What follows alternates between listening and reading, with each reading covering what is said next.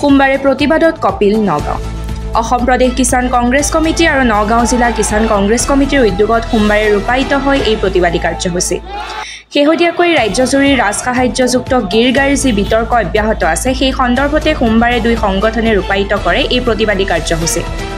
সকল মহিলা আছে গাঁৱৰ শিপিনী আছে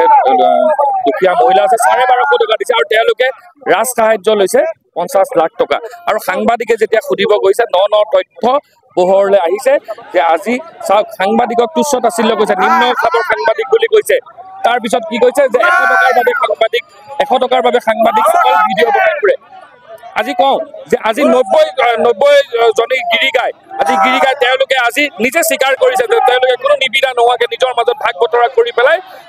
লৈছিল কিন্তু আজি যেতিয়া তেওঁলোকক সাংবাদিকক যেতিয়া তেওঁলোকে এটেক কৰিবলৈ গ'ল সঁচা কথাবিলাক তেওঁলোকৰ মুখৰ পৰা ওলাই আছে আৰু মই ভাবোঁ যে ইয়াৰ পৰা এইটোৱে নহয় অসমত যিমানখিনি কেলেংকাৰী হৈছে যিমানখিনি চিণ্ডিকেট হৈ আছে তেওঁলোকৰ নেতৃত্বত সকলো ওলাই পৰিব আমি সাহসৰে আমি আগবাঢ়ি যাব লাগিব আৰু সাংবাদিকসকলক অনুৰোধ যে আপোনালোকে ইমানখিনি তুচ্ছ তাচ্ছিল্য কৰিছে সঁচা বাতৰিখিনি আপোনালোকে পৰিৱেশন কৰিব লাগিব ভয় কৰিব নালাগে মই ভাবোঁ ইয়াৰ উচিত প্ৰত্যুত্তৰ ৰাইজে কিন্তু 26ত এইখন চৰকাৰক দিব নগাঁৱৰ শ্বহীদ ভৱনৰ সমীপত ৰূপায়িত হোৱা এই প্ৰতিবাদী কাৰ্যসূচীত ৰূপহীহাট সমষ্টিৰ বিধায়ক নুৰুল হুদা অসম প্ৰদেশ কংগ্ৰেছ কমিটিৰ সাধাৰণ সম্পাদক মৃণাল হাজৰিকাৰ লগতে বহু সংখ্যক কংগ্ৰেছ কৰ্মীয়ে অংশগ্ৰহণ কৰে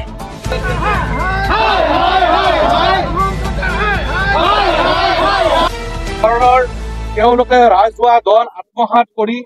নিজৰ পৰিয়াল গঢ়াত লাগিছে আজি তাৰ বাবে প্ৰতিবাদ সাব্যস্ত কৰি আমাৰ অসম প্ৰদেশ কিষাণ চেল আৰু অসম প্ৰদেশ কংগ্ৰেছ গোৰ্খা বাহিনীয়ে আজি আমাৰ গোটেই অসমত এটা প্ৰতিবাদী কাৰ্যসূচী আমি আৰম্ভ কৰিছো আৰু অসম প্ৰদেশ কংগ্ৰেছ কমিটি নিৰ্দেশ মৰ্মে আমি নগাঁও জিলা কংগ্ৰেছ কিষাণ চেল আৰু গোৰ্খা চেলৰ আমাৰ সহযোগত আমি কংগ্ৰেছৰ বিভিন্ন ব্যক্তিসকলে আজি উপস্থিত হৈ ইয়াৰ বিৰুদ্ধে আমি প্ৰতিবাদ সাব্যস্ত কৰিবলৈ আৰু চৰকাৰক আমাৰ কথাখিনি অৱগত কৰিবলৈ বিচাৰিছো